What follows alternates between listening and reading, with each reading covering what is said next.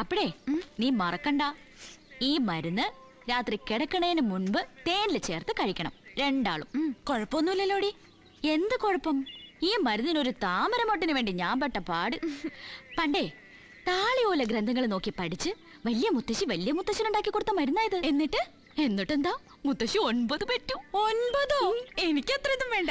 പിന്നൊരു കാര്യം, ഇതില് താമരമൊട്ട് ചേർത്തതുകൊണ്ട് നീ രാവിലെ കുളിച്ച് സൂര്യഭഗവാനെ നോക്കി തൊഴണം. സൂര്യന്റെ ഭാര്യയാണല്ലോ താമര.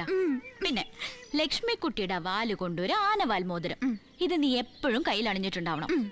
ഇതും കൂടി കഴിഞ്ഞാ നിന്റെ ദാമ്പത്യ ജീവിതം ശുഭകരം മോളെ.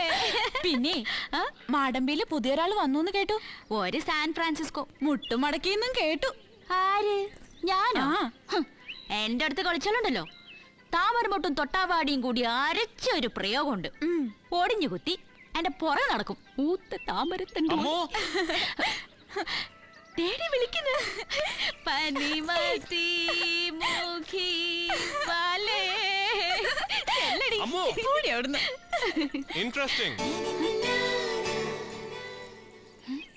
Very interesting.